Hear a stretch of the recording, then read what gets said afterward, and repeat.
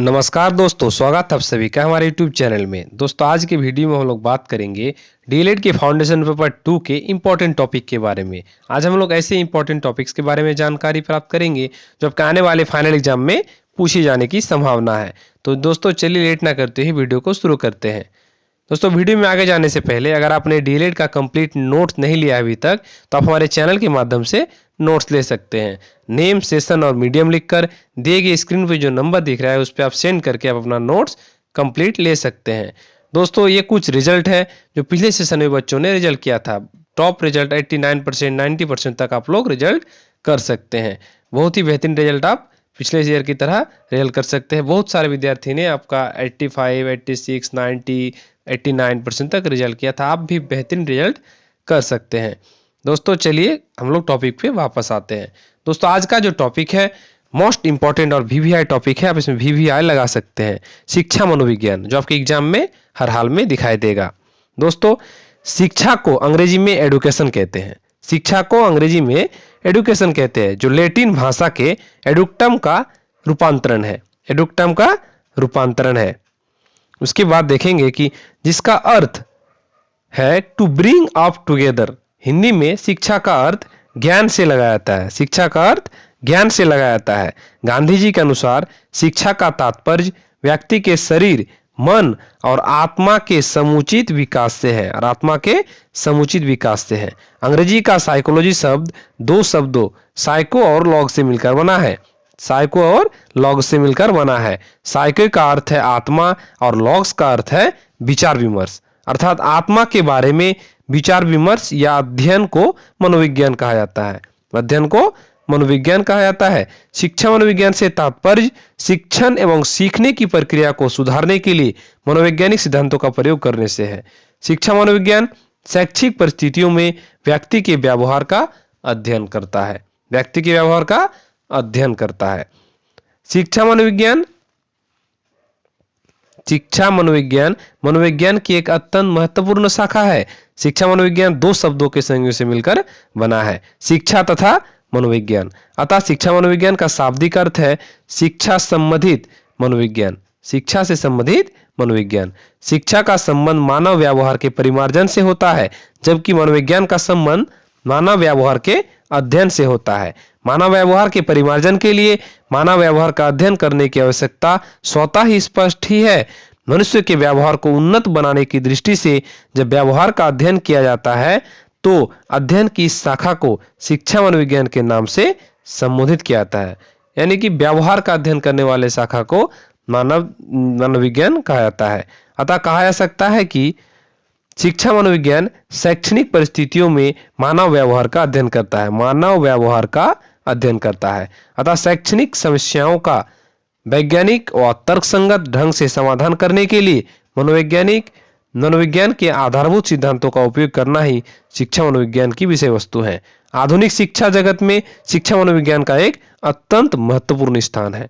अत्यंत महत्वपूर्ण स्थान है। दोस्तों हम लोग देखेंगे शिक्षा मनोविज्ञान की कुछ परिभाषाओं को कि कौन से परिभाषा साइकोलॉजिस्ट ने दिया था। सबसे पहले बात करेंगे स्किनर साहब के बारे में। स्किनर ने 1958 में दिया था, शिक्षा मनोविज्ञान की वह शाखा है जो शिक्षण एवं अधिगम से संबंधित है। शिक्षण एवं अधिगम से संबंधित है। उसके बाद देखेंगे क्रो महोदय ने क्या कहा था। शिक्षा मनोविज्ञान जन्म से लेकर वृद्धावस्था तक के अधिगम के अनुभवों का विवरण एवं व्याख्या देता है। इस प्रकार शिक्षा मनोविज्ञान में व्यक्ति के व्यवहार, मानसिक प्रक्रियाओं एवं अनुभवों का अध्ययन शैक्षिक परिस्थितियों में किया जाता है। शिक्षा मनोविज्ञान की वह शाखा है जिसका ध्येय शिक्षण की प्रभावशाली तकनीकों को विकसित करना तथा अधिगमकर्ताओं की योग्यताओं एवं अभिरुचियों का आकलन करना है।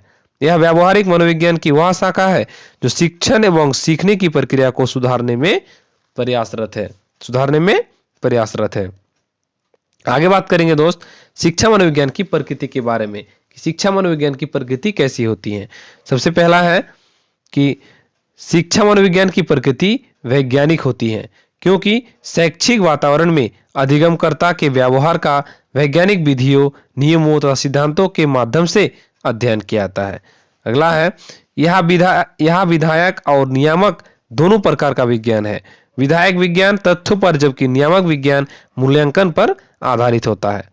शिक्षा का स्वरूप संश्लेषणात्मक होता है, जबकि शिक्षा मनोविज्ञान का स्वरूप विश्लेषणात्मक होता है।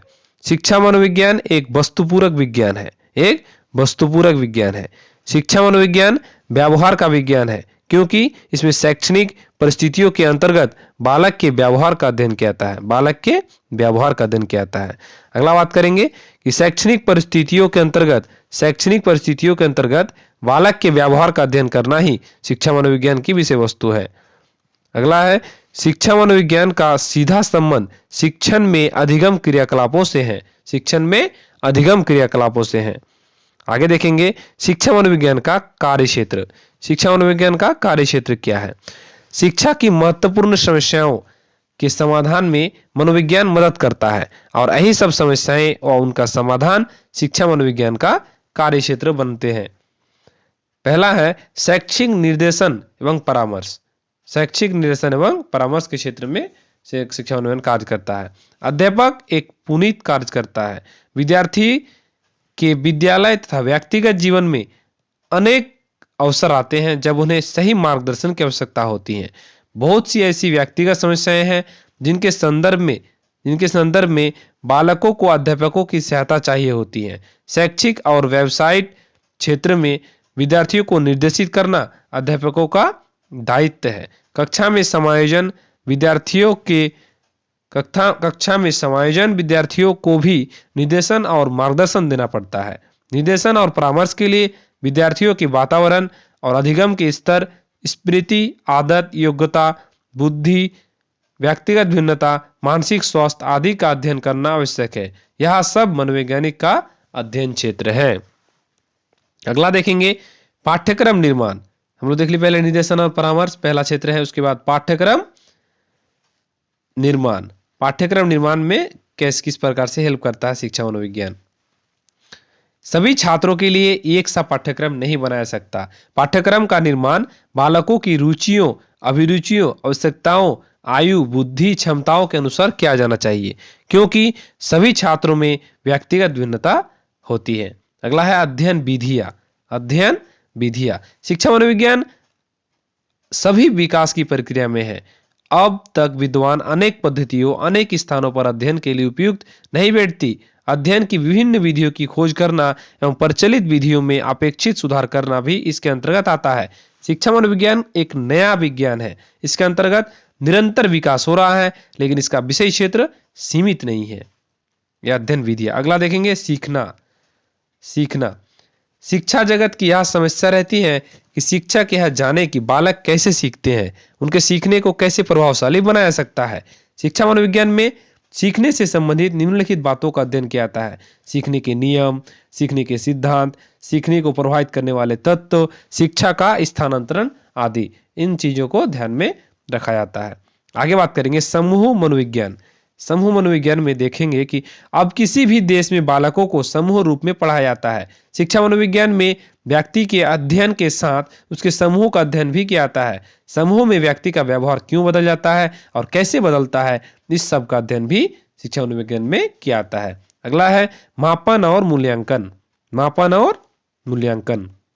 शिक्षा मनोविज्ञान में शैक्षिक उपलब्धि एवं विशेष योग्यता का मापन तथा बुद्धि, चरित्र, व्यक्तित्व संबंधी मापन के लिए अनेक विधियों का प्रयोग किया जाता है। उसके बाद देखेंगे कि सीखने की प्रक्रिया में अध्यापकों की बालक की बुद्धि, व्यक्तित्व, विभिन्न क्षेत्रीय योग्यताओं का ज्ञान आवश्यक है। इन सब का मापन शिक्षा मनोविज्ञान के क्षेत्र में आता है। अगला है अभिवृद्धि एवं विकास। अभिवृद्धि और विकास, ये सब इसका कार्य क्षेत्र है। किस कार्य क्षेत्र में शिक्षा मनोविज्ञान को काम में लिया जाता है। अभिवृद्धि और विकास। शिक्षा मनोविज्ञान में मनुष्य की शारीरिक अभिवृद्धि और शारीरिक, मानसिक, संवेगात्मक, सामाजिक विकास का वैज्ञानिक अध्ययन किया जाता है। इसमें मानव अभिवृद्धि तथा विकास का अध्ययन 4 कालों, शैशवावस्था, बाल्यावस्था, किशोरावस्था और प्रौढ़ावस्था के क्रम में किया जाता है। इसमें मनुष्य के विकास में उसके वंशानुक्रम और पर्यावरण की भूमिका का भी अध्ययन किया जाता है। अगला देखेंगे कि मानसिक स्वास्थ्य एवं समायोजन। मानसिक स्वास्थ्य एवं समायोजन। मनोविज्ञान ने स्पष्ट किया कि बच्चों की शिक्षा एवं विकास में बच्चों एवं अध्यापकों के मानसिक स्थिति, मानसिक स्वास्थ्य तथा उनके समायोजन की क्षमता अहम भूमिका रहती है। शिक्षा मनोविज्ञान में बालकों और अध्यापकों के मानसिक जीवन विकास में बाधक एवं दुविधा पहुंचाने वाले तत्वों का अध्ययन किया जाता है और साथ ही कुसमायोजन के कारणों एवं विधियों का भी अध्ययन किया जाता है शिक्षा मनोविज्ञान में। दोस्त आगे देखेंगे शिक्षा मनोविज्ञान का योगदान क्या क्या है, हमारे शिक्षा के क्षेत्र में शिक्षा मनोविज्ञान का क्या योगदान है। सबसे पहला है बालक का महत्व। बालक का महत्व, बालकों की विभिन्न अवस्थाओं का महत्व, बालकों की रुचियों और मूल प्रवृत्तियों का महत्व, बालकों की व्यक्तिगत भिन्नताओं का महत्व दिया जाता है। पाठ्यक्रम में सुधार किया गया है, पाठ्यक्रम सहगामी क्रियाओं पर ज्यादा बल दिया जाता है, सीखने की प्रक्रियाओं में उन्नति होती है, उन्नति को ध्यान दिया जाता है इसमें। अगला बात करेंगे कि मूल्यांकन की नई विधियां, मूल्यांकन की नई विधि के बारे में पता चलता है। शिक्षा के उद्देश्यों की प्राप्ति और सफलता, नए ज्ञान का आधार, पूर्ण ज्ञान में भी आपका शिक्षा मनोविज्ञान का मदद लिया जाता है। तो दोस्तों ये था शिक्षा मनोविज्ञान। आप लोग उम्मीद करते हैं कि आप लोग इसको समझ गए होंगे। आपके फाइनल एग्जाम के लिए बहुत ही इंपॉर्टेंट टॉपिक था, आपको हर हाल में पढ़ के जाना है। दोस्त अगर हमारे चैनल के माध्यम से आप कंप्लीट तैयारी करना चाहते हैं, आप बेहतरीन नोट्स देना चाहते हैं, तो आप दिए गए स्क्रीन पे जो नंबर दिख रहा है 8877323503 पे कॉन्टैक्ट करके आप अपना कंप्लीट नोट्स ले सकते हैं। आप हिंदी मीडियम, इंग्लिश मीडियम, किसी मीडियम में अपना नोट्स ले सकते हैं। दोस्त 250 से ज़्यादा बच्चों ने पिछले सेशन में हमारे पास से नोट्स लेके बेहतरीन रिजल्ट किया था। 90%, 89% तक रिजल्ट किया था। आप भी बेहतरीन रिजल्ट कर सकते हैं आप इन विद्यार्थियों की तरह। तो आप हमारे चैनल के माध्यम से नोट्स लेके आप तैयारी करना स्टार्ट कर दिए। दोस्तों फिर मिलेंगे किसी नेक्स्ट टॉपिक में, तब तक के लिए धन्यवाद।